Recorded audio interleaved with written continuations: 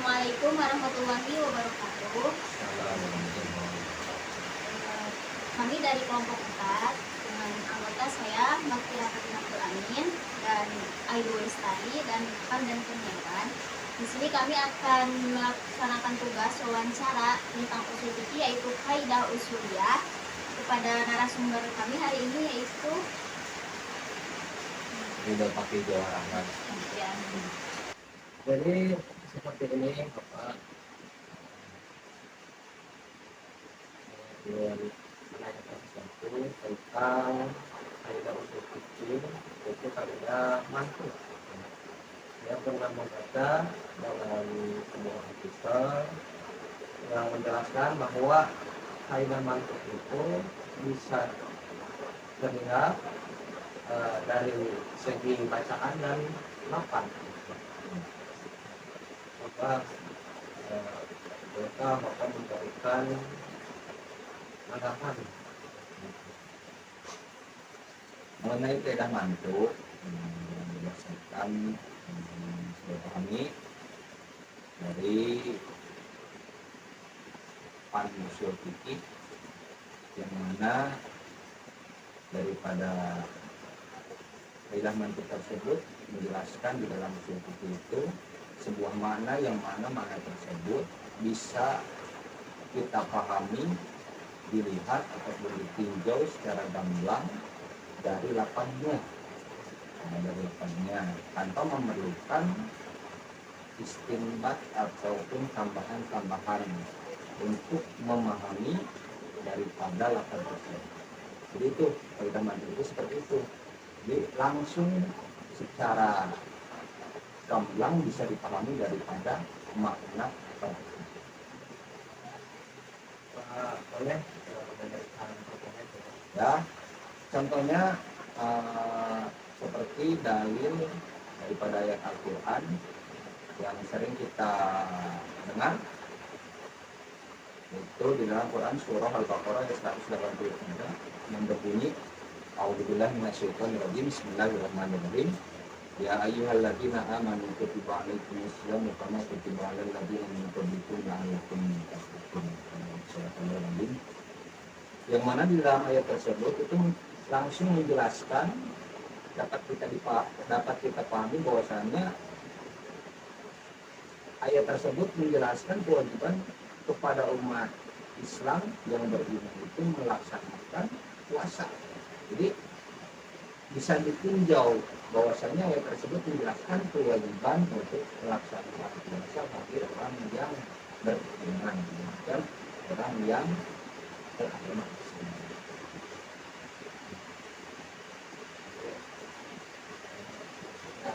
Bisa terlihat dari lafaz dan masalah itu sudah jelas, sudah jelas. Itu bagaimana? Jadi tanpa memerlukan tambahan-tambahan untuk memahami kalimat tersebut.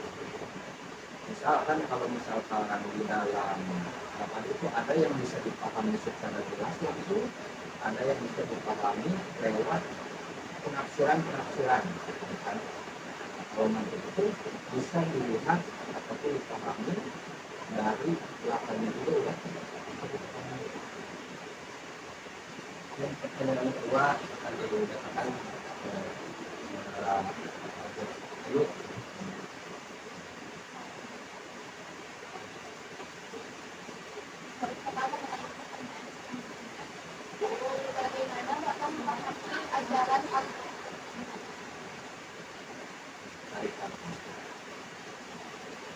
Mengenai pertanyaan selanjutnya, bagaimana Bapak memahami ajaran agama yang tidak disebut langsung tapi bisa dimengerti oleh orang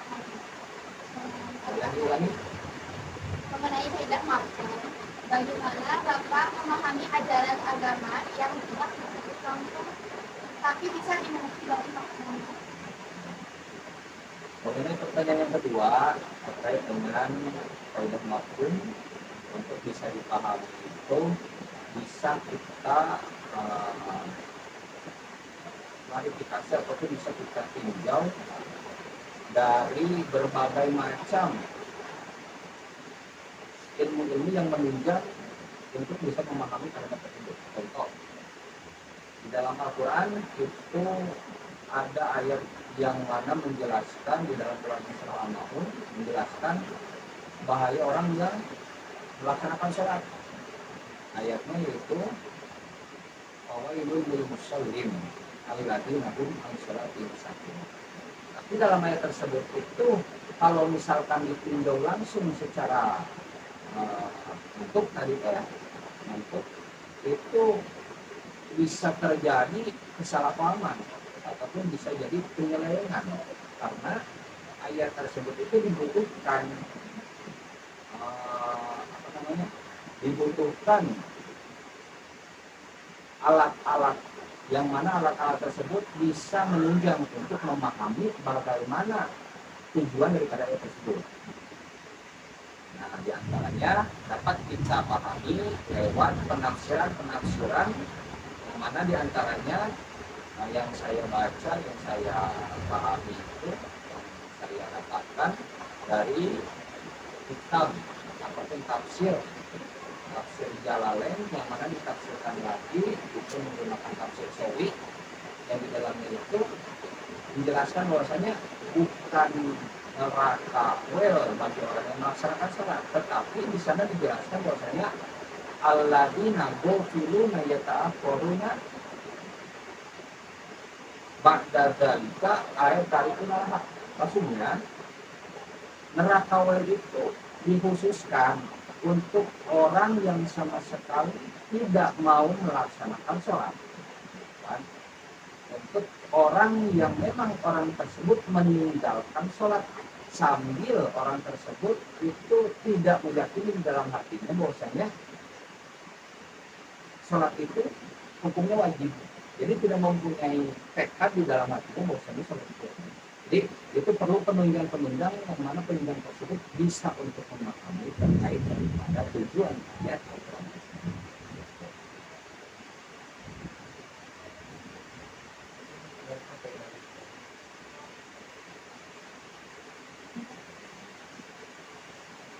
Tadi kata Bapak itu maka itu bisa dipahami secara jelas langsung dari akarnya ya. Kan saya pernah baca juga kalau yang kedua itu makna lahiriah dari teks atau penafsiran sholat. Nah, bisa jelaskan perbedaannya? Perbedaannya, perbedaannya itu bisa kita lihat ataupun bisa kita dapatkan daripada makna yang mana makna tersebut ada kejanggalan. Ada kejanggalan di antara penafsiran yang mungkin banyak penafsiran yang memang beda pendapat, tetapi maksud dari sini yaitu bedanya itu terlihat dari penyelewengan terkait dengan syariat ajaran Islam.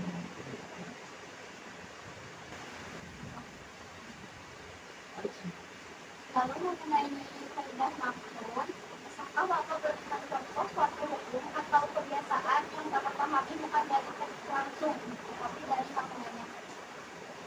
Untuk contoh dari kaidah makhluk itu ada sebagian, ya.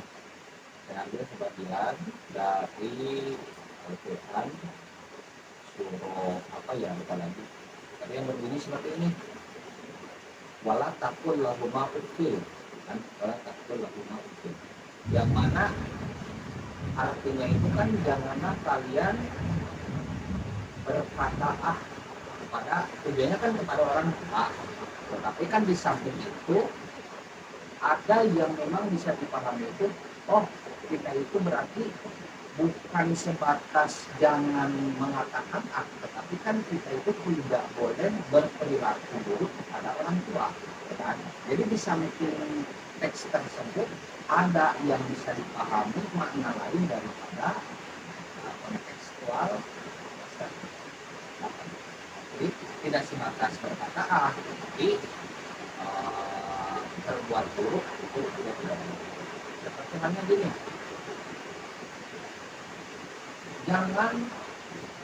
janganlah kalian memakan makanan yang diharamkan.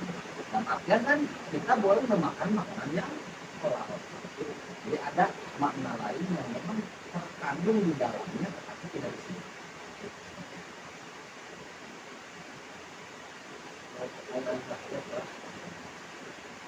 Mungkin kalau dalam pengalaman Bapak, mana pernah adanya perselisihan antara ibu. Mungkin untuk pengalaman ya, saya pernah mengalami terkait dengan yang namanya perselisihan tersebut. Namun untuk perselisihannya tidak bisa saya ceritakan di sini, tapi saya akan memberikan suatu motivasi dan harapan untuk bagaimana kita bisa mengatasi daripada perselisihan terkait dengan akun dan mangkuk. Untuk solusinya mungkin kita bisa